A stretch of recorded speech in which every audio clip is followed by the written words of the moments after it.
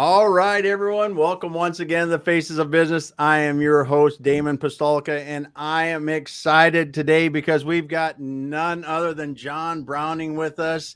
Today, we're going to be talking about financial and financial planning for a great life after the exit. John is a financial and retirement planning expert, a financial speaker.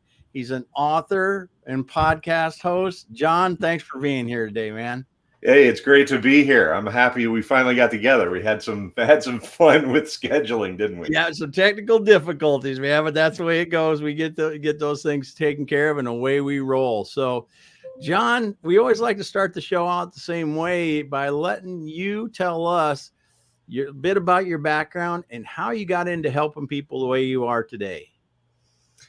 Sure. This was something that was born over 3 decades ago, and I started out in a Wall Street firm. Hello, how can I help you today? On the phones, and taking 120 calls a day and that kind of same thing, customer service.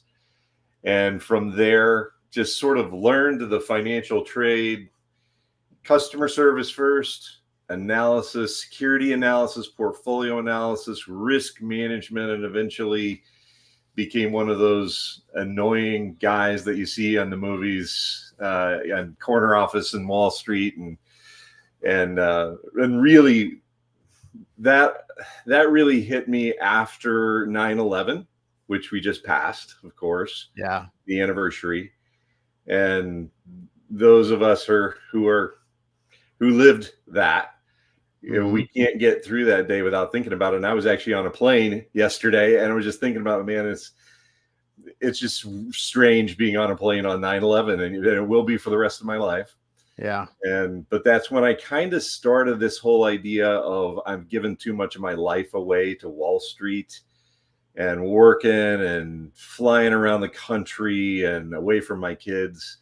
So I started the planning process, but that was 15 years before I actually exited. And what I love about what I do now is that you don't have to have millions and millions of dollars to talk to me. And I tell people it's a lot less fun, or it's a lot more fun, but a lot less lucrative, which is fine because, my kids are, for the most part, out of the house, and I can afford to do that. And it's just, like I said, it's just a lot of fun using what I learned on Wall Street, which was great. Got to sit across from some of the smartest people, frankly, in the world, and learn from them. And now I get to apply that to individuals. Yeah, very cool. So were you actually working in New York on 9/11? I was actually on the trading desk in Chicago. Oh, okay. And this was back when you had the actual phones, you didn't have the headsets. And and we would do this, you'd have the one side of the trade here and the other side on this, and then you'd flip them. Yeah. And one of the gentlemen was in the second tower, worked at Morgan Stanley at the time. And the other one was in the Bank of New York, which was just about a block away. And we just heard a boom, and I heard it through the phones, and we were just kind of like, what was that? I don't know. I don't know. And then the guy from the Bank of New York down the block said, well, it looks like, I'll never forget it. He said, it looks like a ticker tape parade, but I don't remember anything happening that would be a ticker tape parade because the papers were falling. And that's what he was seeing a block away. And then, of course, it came across the TV about 5-10 minutes later. Yeah. Wow. It is. So it's a day that you just remember. And people that are, old enough to remember being relatively close to being an adult that day, you just remember where you were and how it changed. Yeah. Changed everything. Yeah. It was very surreal. I remember the day that it happened. It was like, you didn't know what to do. You were just sort of walking around in a daze, and they sent us all home. But then they started to realize, hey, this completely turned the financial system upside down for several days. All of the people that worked in New York couldn't work. Yes. Even if you weren't in the towers, you couldn't go back downtown. Mm-hmm. People in Chicago, especially the executives in Chicago, Mm-hmm. for the next year, our life was just a blur, putting things sort of back together and figuring out how we were going to move forward, in addition to trying to help our people Yeah. that really went through it right there on the ground. Yeah. Quite a thing. And it's hard not to really think deeply about it. Yeah. Because it was the first time for you. I was talking to somebody about this yesterday. It was the first time when something really like this happened on our soil. That's right. Yeah. I mean, Pearl Harbor, but that was different. There's just something about that. On the mainland. On the mainland, mainland, and there was a war going on. Yeah. Fort Pearl Harbor. Yeah. But this was really completely unexpected by anybody that I know anyway. Yeah. And the way it's changed everything, and then subsequent events and all that. So and it's interesting now too, that we have a generation or even more of people that have grown up with this just the way it is. My 17, soon to be 18-year-old daughter had to write a paper on 9/11. And of course she doesn't know anything. Yeah.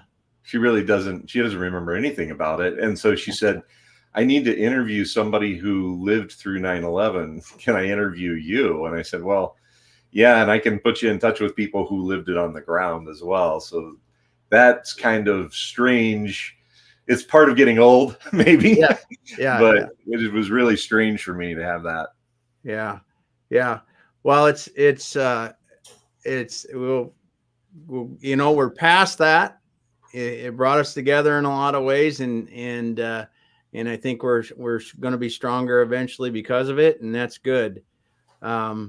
So as you were saying though, the 9/11 was kind of a turning point, and you said, I need to do something a little bit differently, but it took you 15 years. You need to plan. Yeah. What was your planning and executing? Did you really see yourself doing what you're doing today, and that was part of the overall plan, or were there a lot of zigzags on the way there?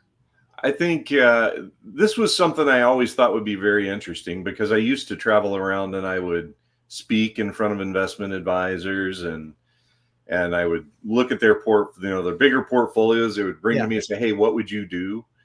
And I always thought that would be just really fun for me. I would really enjoy that, and really seeing the impact, as opposed to being behind the big portfolio and not seeing how it impacts people's lives.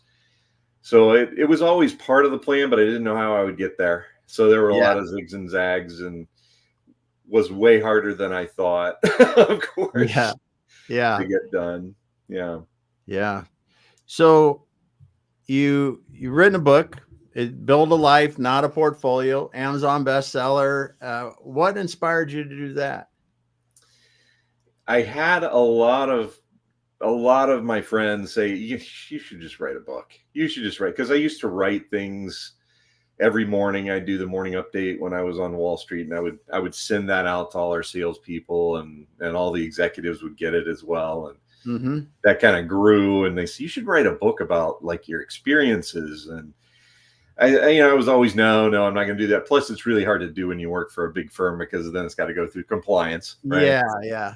So when I started my own firm, a gentleman got in touch with me, and name of Michael DeLon, great guy. And he said, why don't you write a book? And I said, I don't have time. I'm starting a business. He said, have you ever started? I was like, yeah, I kind of put some thoughts down. He said, why don't you talk to me? Why don't you talk to me and my editor? He said, because I find your story interesting, and we'll do the writing. You send us what you have. We'll do the editing. And they put it together. My thoughts were all jumbled and all over the place. And they put it together, and they said, what do you think? We think it would make a great book, and we'd love to help you. And so there it ended up.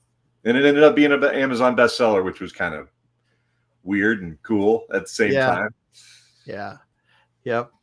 So now your practice, tell us about what you're doing today, because I think this really brings us full circle around to how your Wall Street experience, the trading experience, your desire to change your lifestyle, and how you're helping people today. Kind of, it really brings us full circle and brings a lot of meaning to it.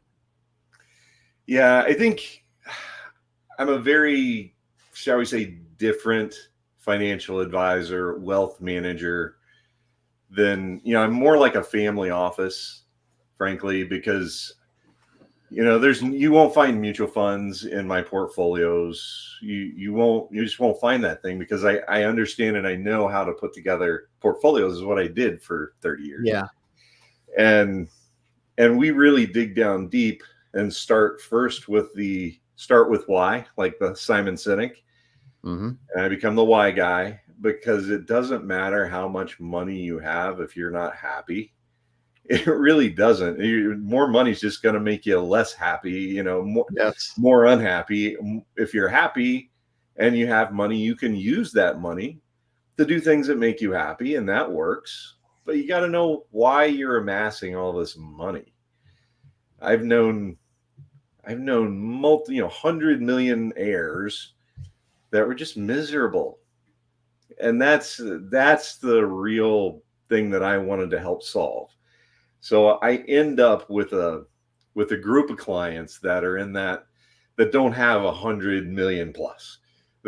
I'm happy with that. That's fine. They have maybe they have a few million, maybe they have a few 100,000, but they're just really good people. I get to pick and choose my clients. So yes, if I tell people I will talk to anybody, which is another thing you can't do on Wall Street. Mm-hmm. But if you find a really great person, like one of my podcasts, I'll only take 6 at a time. I don't know why I came up with 6, but I take 6 people who I really, frankly, I can't put food on my table, but they need help. Mm-hmm. And they're willing and consistently working towards something. And so I'll take 6 people. And I did a podcast with 3 of them one time, and they just told their story, which was just really, that's really what it's all about. If you can help somebody who's struggled and finally got their life together and is trying to get ahead, or maybe a young person that no financial advisor is going to talk to, but they're really dedicated to consistently doing something with and preparing for retirement, that's a lot of fun for me. Yeah.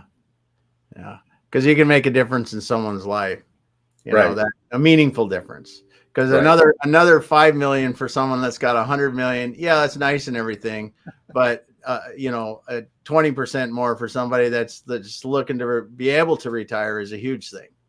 That's right. Yeah. Good. Well, as we talk about this, topic of the day is planning for a great life after the exit. Mm-hmm. You're going to you talk to business owners, you talk to, all kinds of different business owners. What are some of the common things that you see on that first conversation when you're talking to someone that's contemplating a business exit or just gone through one? So, yeah, probably the most common thing is they really haven't thought a whole lot about it. They just started thinking about it and they want to do it tomorrow, but they haven't.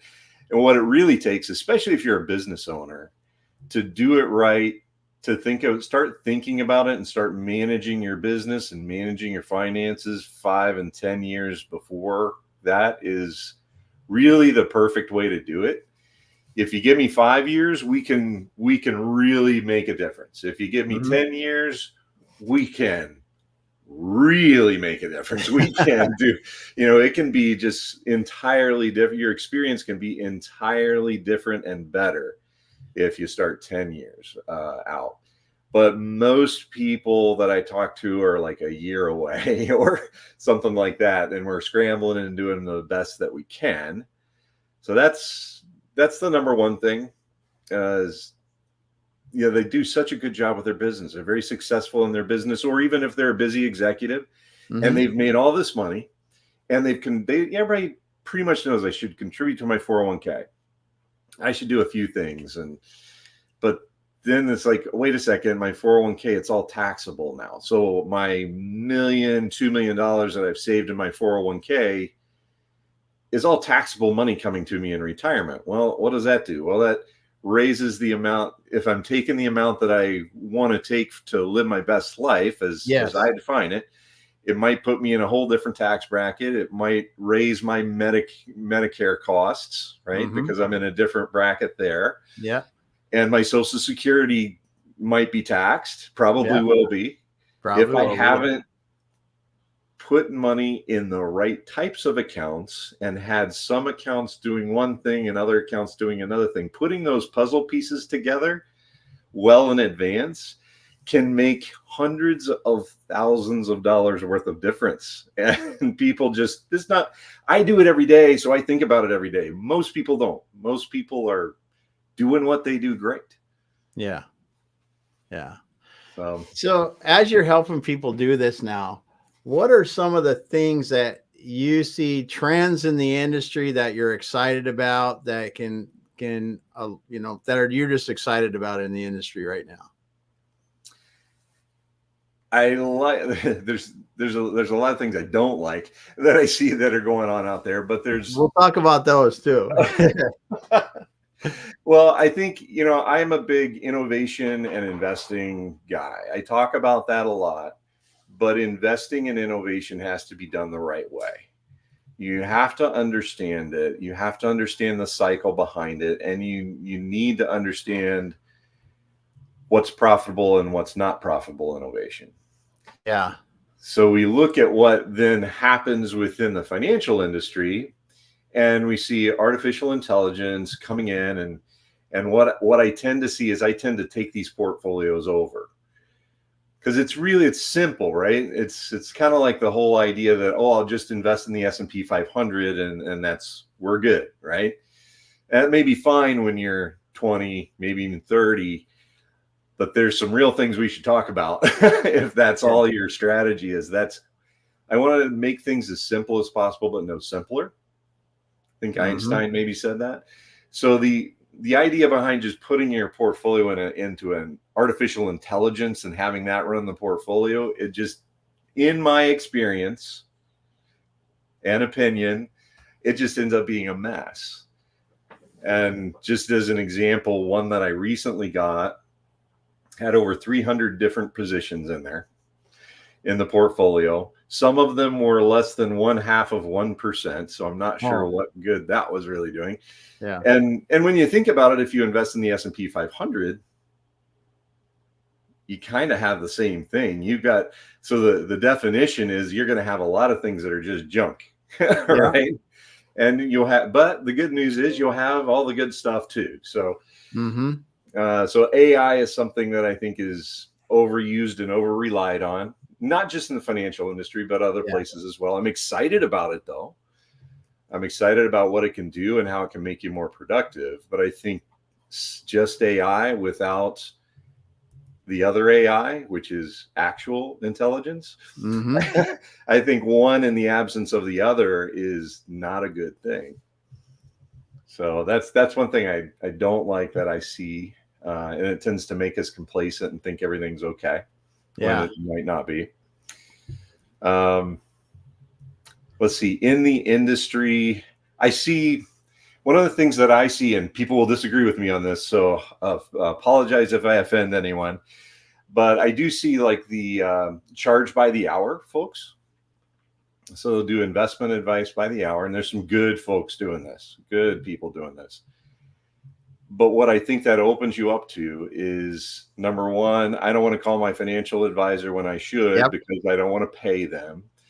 Number two, it starts going the opposite direction, right? So if you've ever worked with a lawyer, sorry to all the lawyers out there. I mean, if they think about your case for 5 minutes, late at night, then they're going to charge you for that. So it lends itself to, wait a second, you charged me for the 15 minutes, I just called you and you charged me for half an hour or what, it just lends to that kind of stuff, and the record keeping and the mess that is likely to create doesn't seem like a good thing. I like the assets under management. And I think one of the things that kind of went away was the commission-based structure, which had its issues, absolutely. But if you think about it, on the fixed income side, you buy somebody a CD, it might be exactly the right thing for their portfolio, but you're going to pay 3 or 4% for that. That doesn't make a lot of sense to me either. So I think the regulations are good and sometimes well intended, and then they get distorted. You put humans and people who are, unfortunately, there are bad actors in every single industry out there, and they'll twist whatever they come up with. They're going to twist it. Yeah. So I think it's really difficult for individuals to really find someone that they can trust, that has the experience that they need, and sometimes the new technology gets in the way. On the flip side of that, you can now do the same things I was doing in $1 billion portfolios in $100,000 portfolio. And that's what I really like, because I can do some pretty cool things for people that didn't even exist even 5 years ago. Yeah, that is pretty crazy. In 5 years, there's been big changes like that. Big changes. Yeah. Yeah. Yeah. So that's exciting. So when you're helping people like this, what do you enjoy most about it? I love when I can tell. I mean, I've got stories on either side, but I think my favorite part is when somebody comes to me, and I'm thinking of one individual right now, comes to me and they need to retire because of a health issue. A health issue has come up, and they were my client for a while, and they're like, I know the plan was I was going to retire in 5 years. I got to retire now. I've got this issue. I just can't work anymore. Yeah. To be able to say, you know what? Your plan is flexible because we planned before, and this is how we're going to solve this issue, and this is what your paycheck is going to be every month. And then see their face light up because they were devastated. They were so worried about that. That's priceless when you can do that. Or you take a mom who was a single mom and raised 3 kids on her own, and spent all her money on her kids to get them wherever they needed to go, and to be able to take her and her situation at, like, say 50 or 55 years old with zero, and suddenly be able to show her a path. Wow. But it's going to take some time, but yes, there's a path here. And then show it working, and just every time you get on the phone, she's like, I can't believe it, and she's overjoyed. And that's so much fun.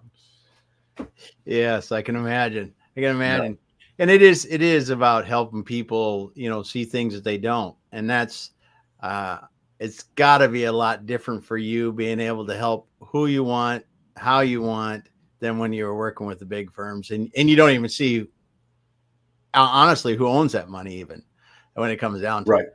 Yeah, that's right. You don't even know. Yeah. Good stuff. Yeah. So what are some of the things that people may not be thinking about in, business owners? They're getting ready for this exit. They're just thinking about it. It could be 5 years. It could be 10 years away. What's 1 or 2 things that you go, if they just thought about this and talk to somebody, it would be a huge start? One is the taxability of what they're going to have. I tell people taxes are a thing. They're not the only thing. Yeah. So it's not, I've seen people hold on to a business or a particular stock or whatever because, I don't want to pay the taxes. And then you see the stock just, plummet, especially like busy executives that have a stock purchase program through their company. They end up with this huge slug of XYZ shares because they work for it. I don't want to sell any of it because of tax complications. There are strategies, there are tactics we can use to help you with that, right? Wow. Don't leave yourself overexposed to that. And And then with the small business owner or mid-sized business owner, they may get, maybe it's a couple $1,000,000 if they do it right. So one of the things that small business owners will tend to do is they won't W-2 themselves. They'll just take a draw or whatever, which is a fantastic strategy at some points in your journey. However, as you get closer to selling that business, you want to show some profitability, because they're also trying to avoid taxes. So they may actually, hey, it's great, we're not showing any profitability so we can lower our taxes. That's fantastic. Great.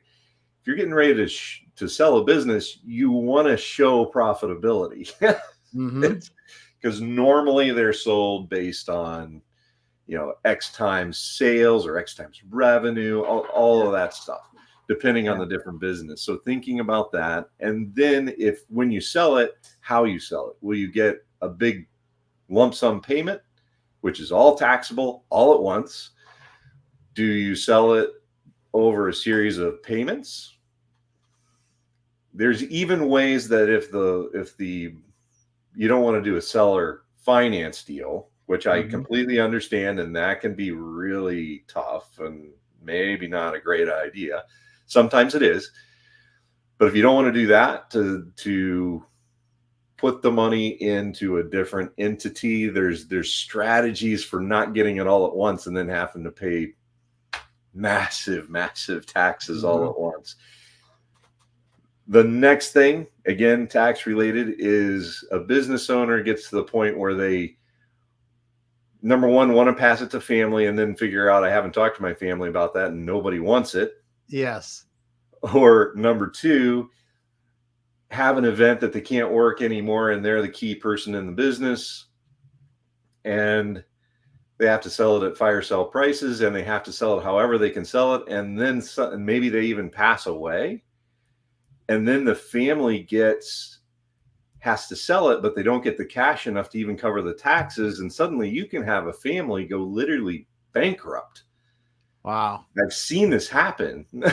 So not planning has just a myriad of different consequences that you may never anticipate. We all think we're immortal, we're never going to pass away, but it can happen in an instant, right? We hate to talk about it, but yeah. Well, you make a great point here, and the taxability of proceeds. Most people have not thought about that in our experience at all, and to the extent it affects your net proceeds from it's significant. I mean, it's significant money if you don't plan ahead. And as I've learned over the years, if you're selling something that's multiple tens of millions of dollars, and you start a decade ahead with the planning and the preparation and doing everything you can, it can make millions of dollars of difference in the tax. That's right. And I had no idea starting at how much of a difference that would be on a business that size. But take that down to somebody like you said is selling a $2 million business.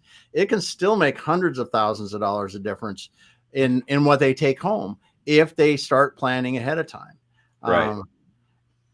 And then I'm just not even thinking about you brought up the thing about family. If you just want to transfer some of the wealth to your family and doing that the right way, there's just so much to think about that.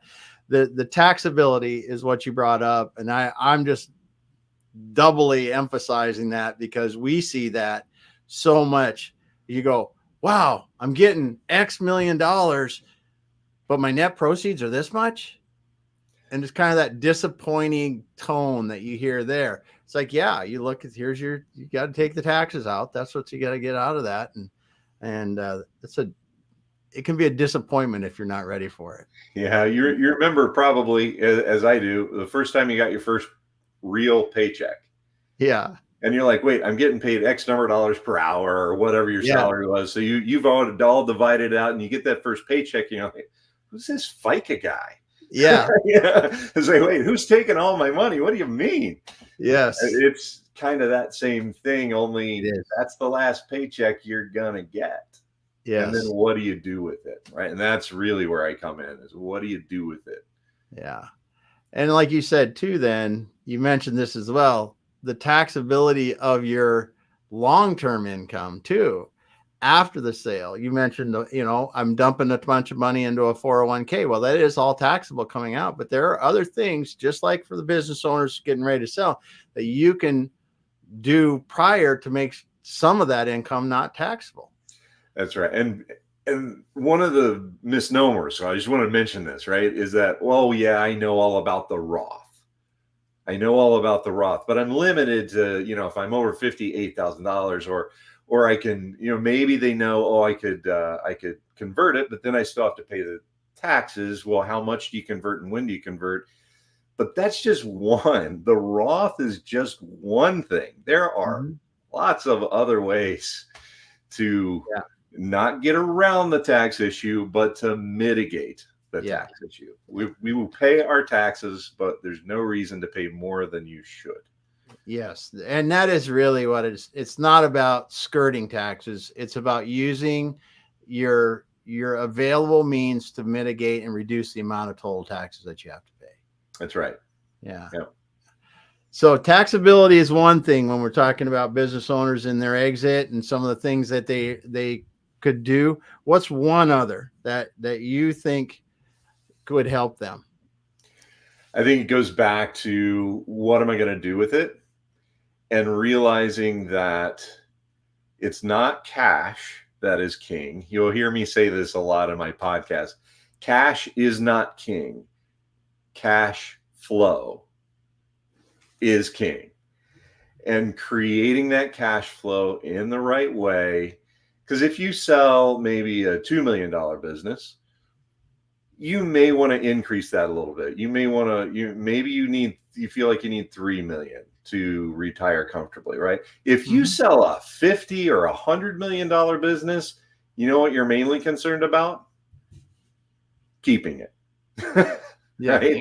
You want to keep it. You don't necessarily need to purchase the latest hot stock that's out there and grow this thing even bigger. What you need is consistent cash flow so that you can go do what you want to do. And so that cash flow and managing that and making sure you still have a paycheck. Yeah. You convert that asset into a paycheck for life, for the rest of your life. And maybe you create a paycheck for your family or for a charitable organization or whatever you'd like. Yeah. And that's one of the things too. You bring up a great point. As over the years, we've seen that a lot, that people, and we're not financial planners, right? We just see who they work with and what they do. But if you really want to put some of your money into philanthropic causes, starting that planning for that early, again, like everything else, it just multiplies the amount that you can help those organizations when you get ready for that exit. It's amazing how that can do that. So if you're one of those owners that's like, listen, I've got what I need. My family's going to have what I need. They don't need all that. I want to help this organization. Those organizations will benefit from this planning ahead of time. That's absolutely right. And you can not just, gift to those organizations. You can create a charitable remainder trust that lives on for an extremely long period of time. It's not forever, but I want to say it's like 100 years. I'm not a lawyer. Yeah. You can create that. You can create, you can multiply by using a life insurance policy, or, you can give somebody $1 million by investing, in a IUL or whole life policy for maybe, half that. Yeah. And suddenly they're getting all that, and if it's not a charitable organization, not a 501c3, they still get it tax-free because it's life insurance proceeds. I could talk about this stuff for hours and bore everyone to tears, so I won't do that. Well, I think it's interesting though, as we talk about this and financial planning for a great life after the exit. And part of your life after the exit is to be able to go out and do this stuff with these philanthropic causes. Don't just focus on I have enough money, I don't really need to do financial planning. Well, yes, you do, because if you want to help those organizations more, whether it's the Boys and Girls Club or your church or whatever the heck you want to help, that is, like you said, a 501c3, they will benefit from this as well. So it's another reason why don't wait too long, and you could, because you can make a much bigger difference. Yeah. If you look at those big famous families, right? The Rockefellers and some of the other ones that are out there, a lot of them, most big wealthy families, it lasts for maybe one, maybe two generations.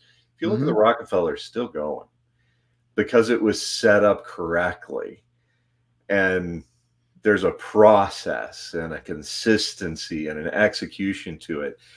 You can do that even if you're not the Rockefellers and have $1 billion. You can do that with, millions of dollars or whatever it is that you have. Mm-hmm. You can create that for the long term. For the long term, exactly. Yeah. And some of these business owners, it's a shame if you're leaving this opportunity or not taking advantage of this opportunity, because they've given up so much throughout their lives to create these businesses, and they could have an even larger impact if they did this planning. Yeah. And I don't know about you, but I see, I watch and I help the lawyers and the insurance guys and some of these white collar businesses that have been created, but the ones that I wish I had more of, I've got a couple, but I wish I had more of, are the blue collar guys that they are out there. They're building America, right? Yep. And to a large extent, when I was growing up, it was all like, oh, don't go into the trades, get a college degree and all that. Yeah. And you look at it, I mean, if you go into the trades now and you have no college debt, which is just ballooned to a crazy number. Yes. You can be well ahead of those guys. And if they started their own business, they're a great plumber. They're a great pipe fitter. They're a great electrician, whatever it is that they're great at. Normally, not always, normally the last thing on their minds is, how do I sell this business? Or yes, how do we do financial planning? But they're making good money, and they've got this really valuable business that they could sell. And I see so many of them, maybe they sell it for probably a quarter. Yeah. Or their families have to sell it for maybe a quarter of it because they never thought about it. Yeah. They could prepare because after a while, I don't know about you, but my knees hurt a little bit more when I'm getting up and down. After a while, you may not want to do that for the rest of your life, right? Yes, and it's right. A lot of the, yes, those kind of companies built America, and they are continuing to build America today.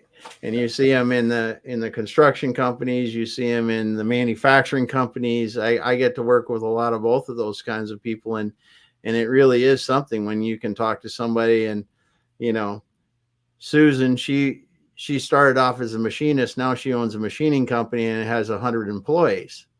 And now that's pretty darn cool when you think about that and what we can do in the US. And then to combine that with your resources and how you're helping people with financial planning to really maximize their impact of that as they're preparing and exiting their business is super cool. Yeah. Super cool. So, John, if there is any one piece of advice before we leave today, what would you give to a busy professional or business owner listening today?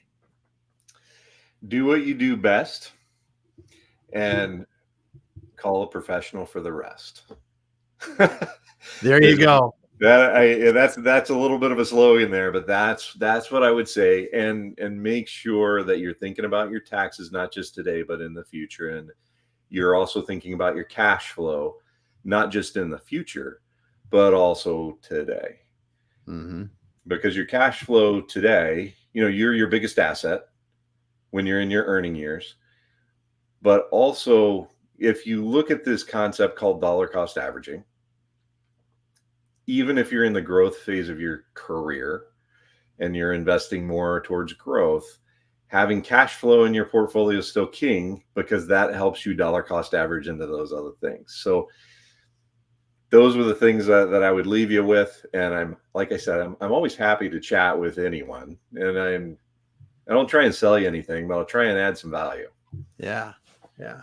Well, John, the other thing I wanted to make sure of too is we once again talk about your book. Mention that to me, because I wrote down the title, and I've Build a Life, Not a Portfolio, available on Amazon. They can go out there and do that. You also have a podcast with the same name. Where can they find that? And make sure I want to. Yeah, you can go out to our YouTube page, which is @Guardian Rock Wealth. And the podcast is there. It's on Apple. It's on every place you get your podcast. It'll be there. Building Your Life with John Browning, if you want to look for that. And then every morning, if you want to cut through all the noise, I've got a 5-minute, sometimes it goes to 8-9 minutes, but usually it's about 5, 6, 7 minutes long. Just where the markets are, what's going on, and what not to pay any attention to, because it just doesn't matter. Nice. On your way to work, whatever, if you want to listen into that, you can find that on any of my social media channels. And there's a place to subscribe on a place called Substack. Again, Building Your Life with John Browning. Nice, John. Well, thanks you for being here today. And for those of you that came in here late, go back to the beginning, start from the beginning. We were talking with John Browning today from Guardian Rock Wealth. He is a financial and retirement planning expert with a wealth of knowledge here. And just go back and listen to it. And you just won't be disappointed. I'm just going to say there's a lot of great stuff you shared with people today. And we were talking about financial planning for a great life after the exit. And just thanks for being here today, John. Yeah, absolutely. Thanks for having me. This has been great. I enjoyed it. Good. Well, everyone, we are going to sign out for now, and we'll be back again next week. John, hang out and we'll finish up offline. All right. Sounds good.